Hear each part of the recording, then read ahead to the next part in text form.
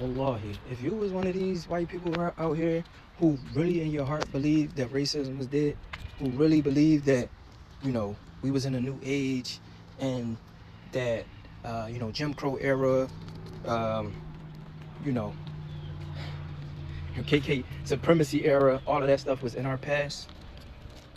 If this conflict in Palestine don't do anything else, it puts on full display that majority of the nine black and brown people in America and in the UK are very much willing to accept that supremacy ideology. Now, I understand, don't get me wrong, a lot of our white brothers and sisters have come around and began to rally in support of the Palestinians.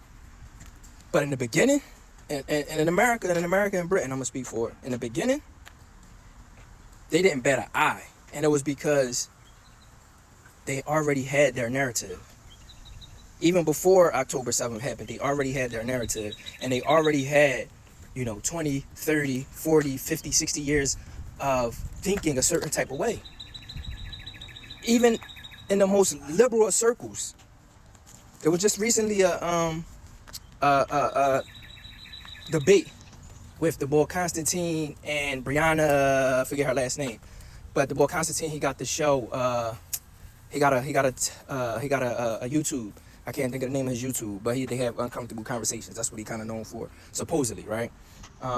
But you see exactly how people that on both sides, the liberals and the quote-unquote conservatives, are all willing to accept the inferiority of brown people, black and brown people, especially if it fits their narrative, especially if everybody else believes that.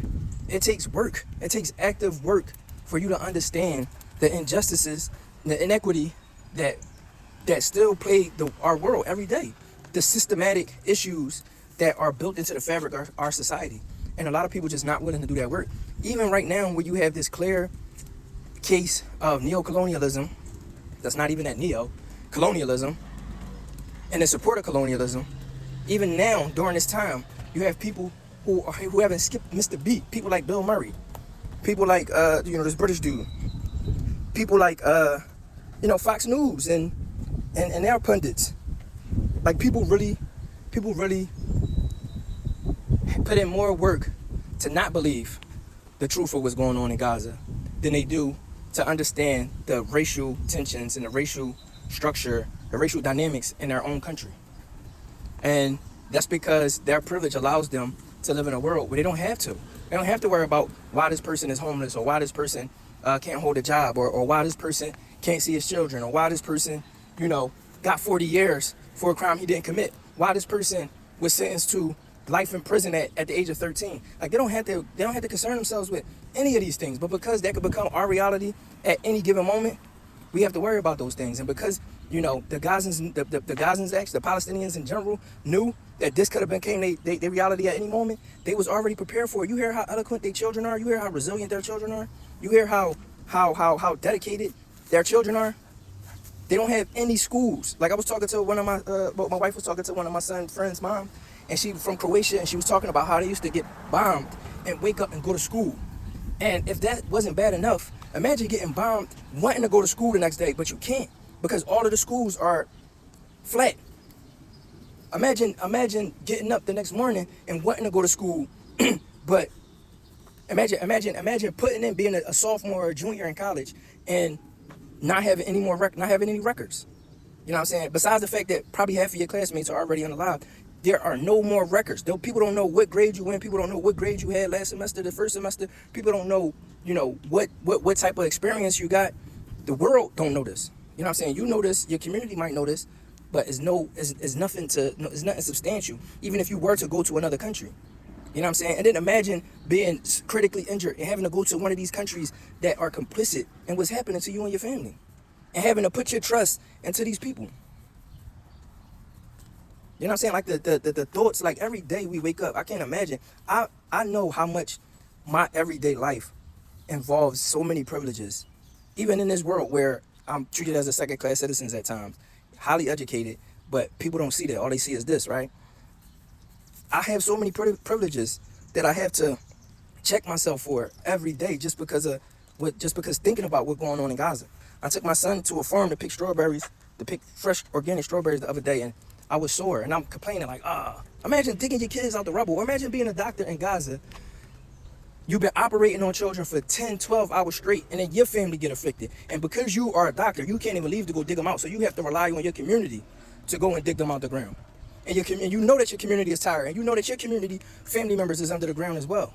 So you have to put your faith in that community member to say that he cares much about my family as he cares about his family.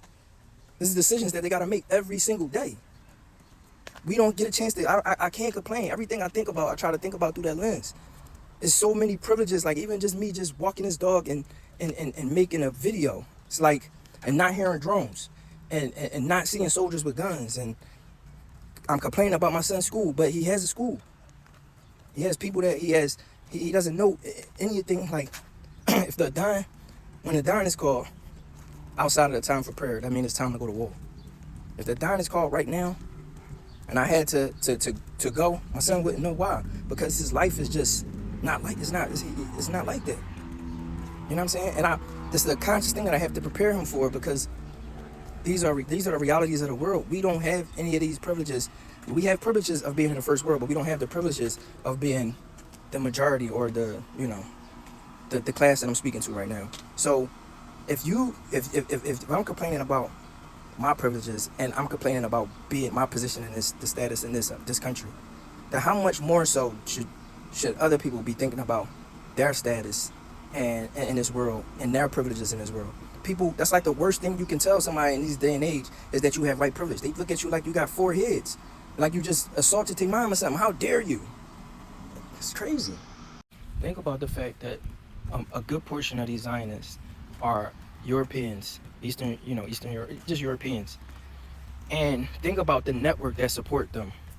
They mostly look like them, even though it's not just them.